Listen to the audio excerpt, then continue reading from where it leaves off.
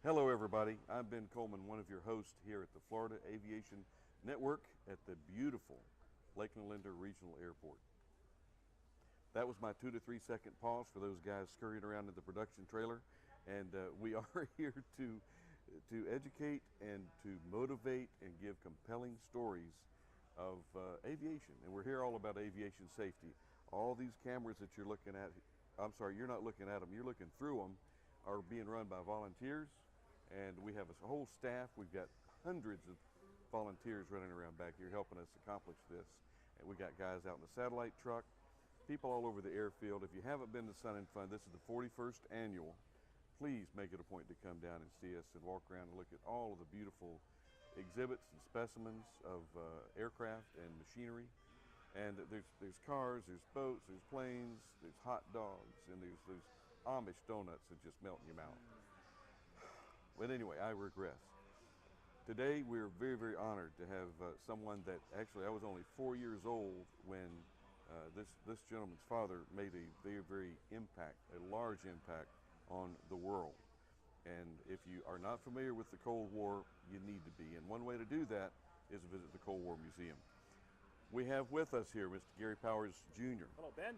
Nice to be here. Gary, it is always, I tell you, we had a little bit of time to develop a dialogue before this, and this man is a true speaker, and he's a gentleman, and he has something to share with us that I hope that you will remember, and you'll take it home with you, and you'll share it with your partners, because what's the best form of marketing and advertising? Word of mouth. Word of mouth. I don't care how many splashes you put in a newspaper, word of mouth, and we're getting out to a lot of mouths out here. Gary. Yes. The Cold War Museum, where is it? What does it do? What is the function of it? Well, the Cold War Museum is located in Vint Hill, Virginia, 40 miles west of Washington, D.C.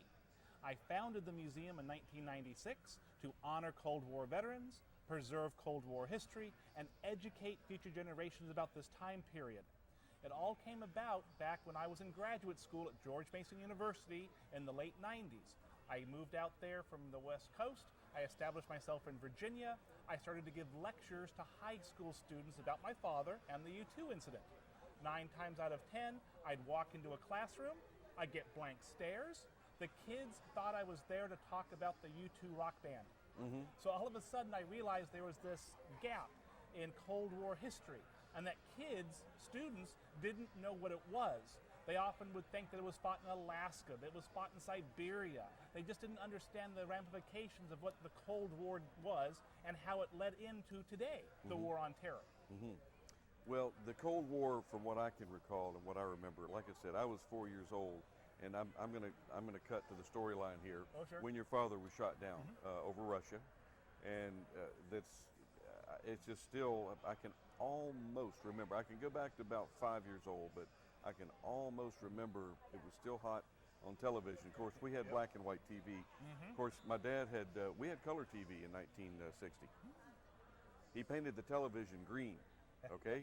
We still had a black and white picture, but we had color TV. But the Cold War and the involvement of Gary Powers and his name when I was growing up, particularly in aviation, everybody knew about Gary Powers and the Gary Powers incident. Tell us a little bit about, and if this is hard for you, we understand, because my dad's still alive, and I know you were, 12 years old when your dad Yes. Left us. Correct. What happened? Well, you've got to set the stage. So back in the 50s, the height of the Cold War, Eisenhower's the president, elected in 1952. Stalin dies in 53, 54. Stalin, who's Stalin? Okay, and stop for those who don't know. Stalin was the premier, the ruler of the Soviet Union, led by an iron fist, a dictator. But during World War II, we fought on the same side against the Germans and the Japanese. So we were allies in World War II. Then, after World War II ended, tensions began to build. The Berlin airlift, when the Soviets blockaded off portions of Germany, we tried to get food and supplies into them. And more tensions were being created because of the time period. It was the Soviets, the communists. Their ideologies were different than Americans, democracy, capitalism. So these two ideologies were butting heads. In the 1950s, things got more and more hot. Eisenhower wanted to do something to help ease that tension. So he proposed the open skies policy in 1955 to Khrushchev. If you allow us to overfly your airspace, we'll allow you to overfly our airspace. We can both take photographs and make sure that the other side is not preparing for a surprise attack.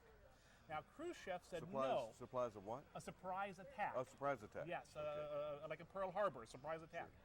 So Khrushchev said no. He did not want Americans overflying his country.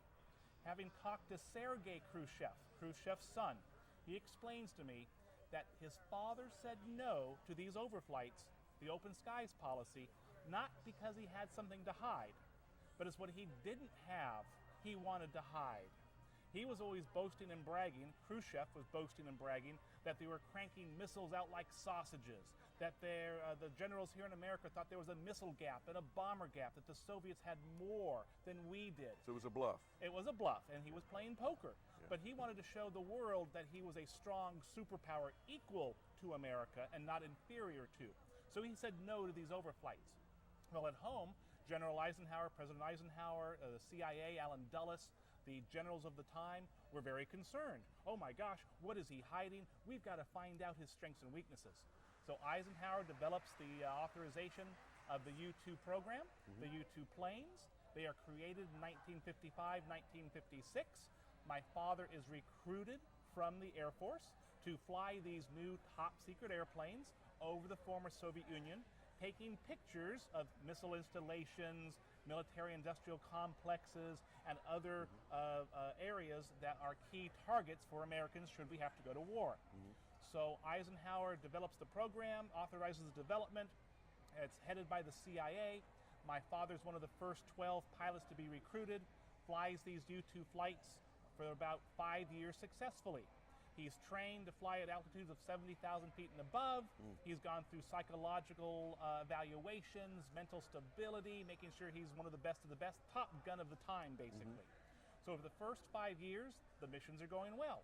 They're overflying India, Pakistan, Middle East, Eastern Europe, and the Soviet Union, taking photographs, bringing back information that's valuable to our defense and protection of American citizens. But then, May 1st, 1960, my father is selected to take this flight from Peshawar, Pakistan to Buda, Norway, about 1,300 miles across the entire width of the former Soviet Union.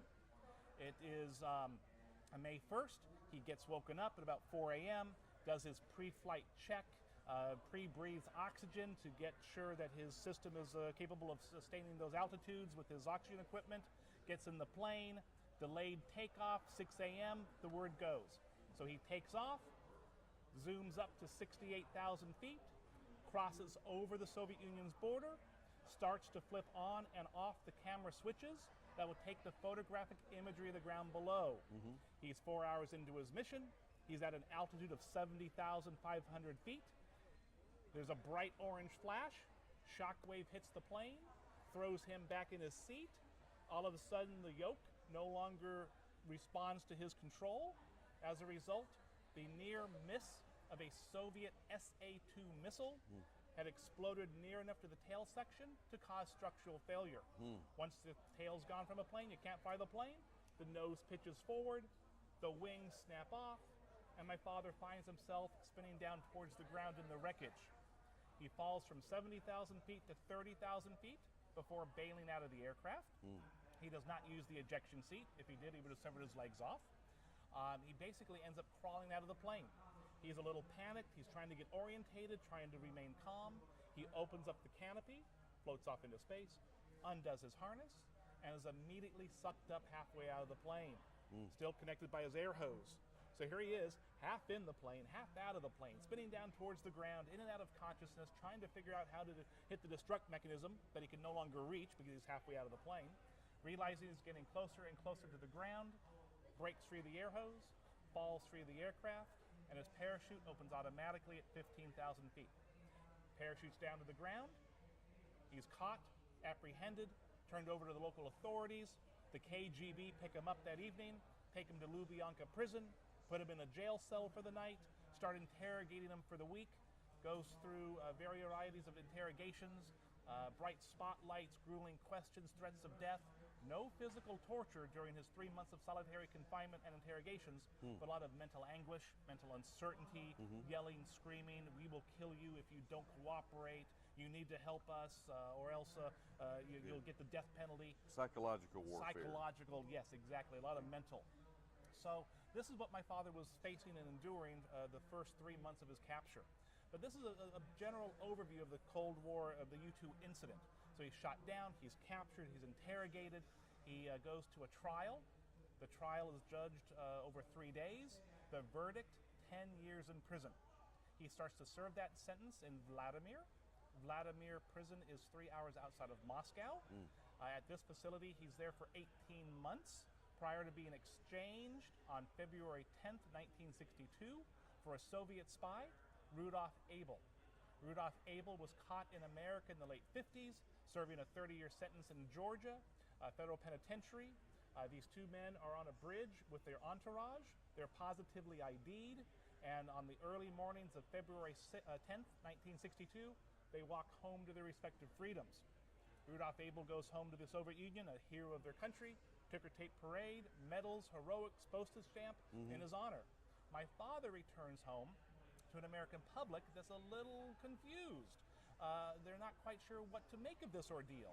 They've read in the editorials of the newspaper he had defected. My dad had not followed orders and committed suicide, that he had spilled his guts. So all these rumors and speculation and outright lies were being circulated at the time. So, but for my father, he was aware and knew that what he did was the right thing to do under the circumstances he found himself in. And he was often quoted as saying he'd do the exact same things again, given the exact same set of circumstances. So even though this rumors and all went around, the government at the time debriefed him. The Senate Select Committee hearing, 3 of the senators on this group were Prescott Bush, President Bush's grandfather, Barry Goldwater out of Arizona, and Senator Russell out of the House Office Building. The House Office Building is named after this gentleman. Those 3 senators and their colleagues review the case, ask my dad questions, find out that he did everything he was supposed to do, exonerate him of any wrongdoing, and basically pat on his back, good job for your country. So at the time, the government helped to set the record straight, but they didn't do anything to squash the misinformation and the rumors and speculation, which still circulate around. So one of the things that we've done as a family, myself, my sister, my mom when she was alive, we started writing letters, starting trying to get declassified information, FOIA requests, trying to find out what we could to make sure that Dad's history and his legacy was accurately portrayed. Because the rumors made him something less than an American hero. But what he went through, 2 years in a Soviet prison, being interrogated by the KGB, coming home to an American public that wasn't quite sure what to make of this ordeal, he went through quite a bit. And we wanted to make sure that his reputation was intact. It took 50 years for it to be fully intact. Not until the 40th anniversary, or close to, 1998, there was a declassification conference that came out and showed that he did everything he was supposed to do. There was no orders to commit suicide. He did not spill his guts. He did everything he was supposed to do under those circumstances. At that time, he was awarded the POW medal. Wonderful, very humble, very honored for the family to have Dad recognized this way. 12 years later, 15 years later, June 2012, Dad is posthumously awarded with the Silver Star by the U.S. Air Force at a ceremony at the Pentagon. So again, even now, this stuff has happened really recently. But when students do research, you go to Google, up pops the front page of the Washington Post, the New York Times from May 1st. You can read all of the misinformation.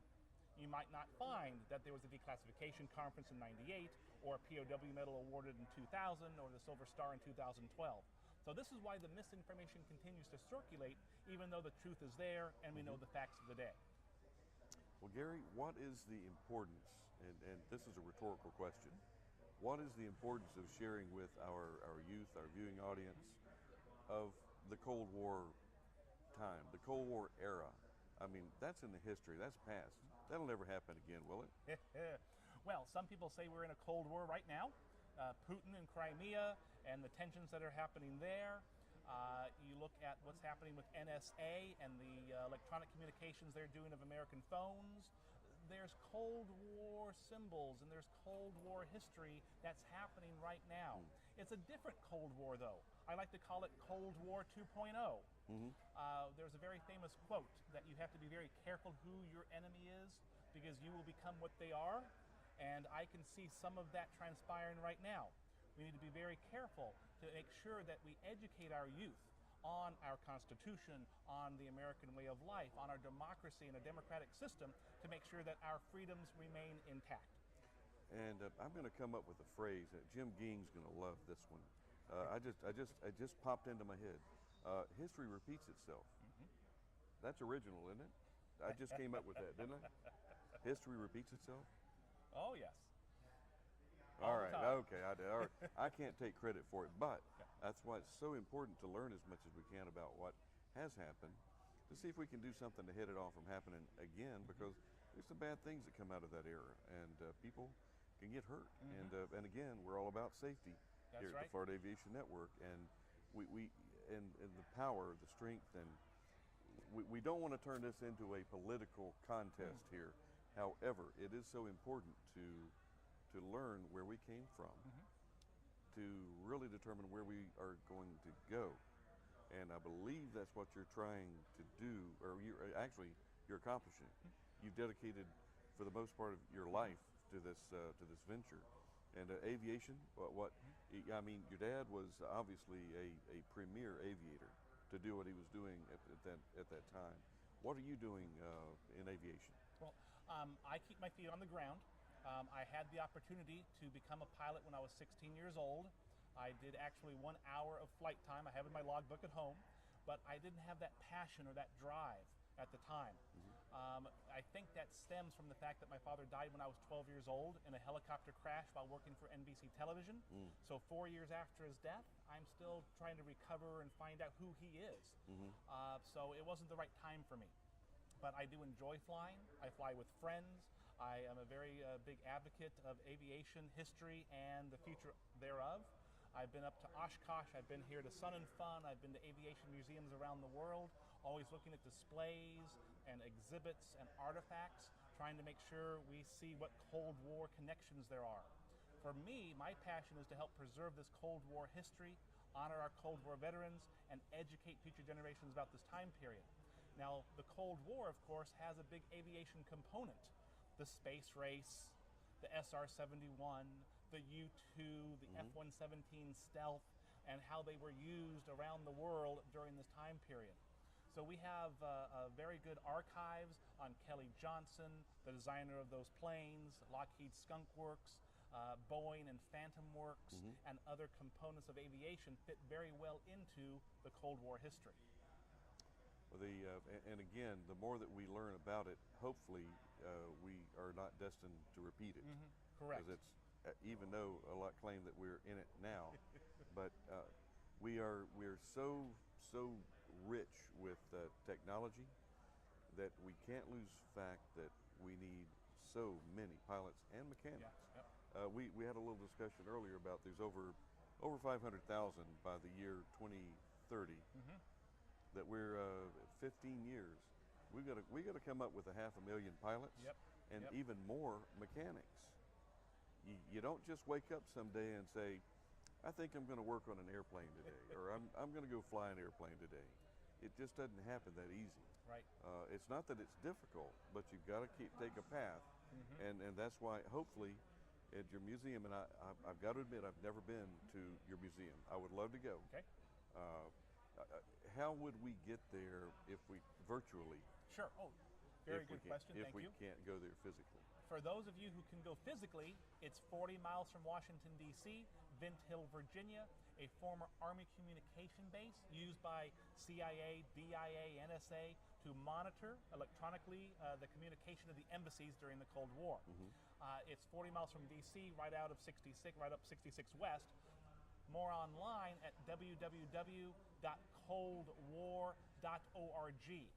And that website we've had since 1996, it's full of useful information on the Cold War from 1945 through 1991. In addition to the website, that website has been used by students for National History Day competitions. So we were able to help students who contact us, put them in touch with Cold War veterans. If they're doing a report on the Bay of Pigs or the Cuban Missile Crisis, the U-2 incident, or some other event, we can put them in touch with first-hand participants that they can orally interview, take notes, then use that information in their reports and projects that they then hand on either for a grade on a paper or for the National History Day competitions. So we are very, very excited to be helping these students, some of who have placed in National History Day competitions with the information we've provided. And again, what you're not trying to scare or use scare tactics in the Cold War Museum. It's more, I get strongly that it's just more about education. Yes. What can we expect to see if we go to either the museum physically or if we go to the website? What do you show there? Right. Well, we take an impartial view. We don't say that America won and the Soviets lost, or the Soviets won and we lost. We say that the world won. There was no nuclear war. We were able to avert that, and that we have to learn from this history to make sure that we make it a better place in the future. In regards to the museum and what you see, we have items on from the Bay of Pigs, from the Cuban Missile Crisis, from the U-2 incident, the largest collection of civil defense items in America. We actually went into the D.C. bunker for Civil Defense Headquarters that had been locked up for 10 years. We came in, we salvaged and saved the maps, the manuals, the Burt Turtle Duck and Cover Drill film, and all of the targets around D.C. where all the fallout shelters were, to save this history. So we have one of the largest collections of civil defense items in America. We have an SA-2 missile that's part of our collection. It's part of a Cuban Missile Crisis display that we take around the country and show off at various museums to commemorate that historical event. We have the mailbox used by CIA spy, spying for the Soviets, Aldrich Ames. He would walk down with his dog, take a piece of chalk, he would mark on the mailbox. That was his signal to his Soviet handlers that he was ready for a pickup or a drop-off. So we have that actual mailbox. We have some items from my father on display at the Cold War Museum, items from other Cold War shoot-downs. We have a wonderful exhibit on the listening post, which was what the Vint Hill was known as, with the original, I want to say, hammer mill radios that were used in the 50s and 60s, with the headphones as they're trying to gear in to get the signal strength and antenna so they could hear and decipher the foreign broadcasts. So these are the type of things that we have up through 1991. Wow. We have small segments on the Gulf War, the Vietnam War, and the Korean War, hot wars of the Cold War, as well as other exhibits on Area 51 and East Germany, West Germany, the Berlin Wall, and other components of this time period. Sounds like a lot of interesting spy stuff that's going on. Yeah, there is some spy stuff, but and espionage did play a very large role in the Cold War, but we focus on multiple aspects of it, not just one genre. And when we talk about the Republicans and the Democrats, Yep. and the liberals and the conservatives, Obi, I'm disappointed. I did that just to kind of get a rise from Obi because no, don't go there. All right, we're not going to get into politics. We're not getting into politics, but it's hard not to. The Cold War was all about politics. It really was, and there's still a lot of politics going on. But Gary, tell me, we've been talking an awful lot about the museum. Have you had a chance to walk around the campus and the event here at Sun and Fun? Oh yes, Ben. I've been here now. This is my first time to Sun and Fun. It's definitely not my last. This has been an outstanding event and activities. I've been able to meet pilots. I've been able to meet aviators from the 50s and 60s. I've been able to go to not conferences, but presentations and lectures of these people. It's just been a delight to be here. I've met a lot of wonderful people, and I've seen kids and families walking around, looking up, watching the air show and the acrobatics. It's been an outstanding event. I don't know why it's taken me 40 years to get here. Well, but now that you're here, you can be an advocate again for not only the event, but all the people that go into making up this event. And again, we've got to hand hats off to our volunteers because without that, to be honest with you, Sun and Fun would be sunk. Florida Aviation Network would be sunk. So if there's anything we can do to compel people to get out and to be a part of it, because that's really how you're going to truly learn the industry, the aspects. And who knows? It might there might be a spark there to light them up, and we need mechanics. I kind of grew into this business as a mechanic, and that U2 that I just had an interesting thought. The U2 band. I'd like to get you and the U2 band together for a little, That would be little wonderful. session. Here at Sun and Fun next year. Oh, that's Obi. Can you work on that? We're going to get U2 here with Gary Powers Jr. There we and go. that way we'll dispel all of the U2 stuff. Well, one of the things I've noticed walking around, there's something for everyone. If you're interested in engines, there's an engine display. If you're interested in ultralights, there's an ultralight display. If you're interested in historic aircraft, there's historic aircrafts on the tarmac. If you like jets, you got the Thunderbirds, you got Breitling, you've got other jets that are doing performances. The one thing that I saw the other day that was just fascinated me was this biplane, beautiful biplane with the prop that had a jet engine mounted on the bottom. So here you have the roar of the prop coming through with the roar of the jet engine as it leaves, and it's doing acrobatics that couldn't be done unless it had the jet component. So this is just a phenomenal air show. Yeah, there's two schools of thought of that. One is brilliant, one is absolutely crazy. So, but you put them both together and it kind of fits. Yes, that's right. But the common thread and the passion for everyone walking around here is space and aviation. The space component, we're going to be seeing that coming up. Yep. The UAVs, the drones. One of the things with the space component, I was fortunate to go to the very last STS space shuttle launch, STS-135 I want to say, a couple of years back. And I was very, very concerned and disappointed that America was getting out of the space race. I mean, they were getting rid of their shuttle program. To me, that was horrendous.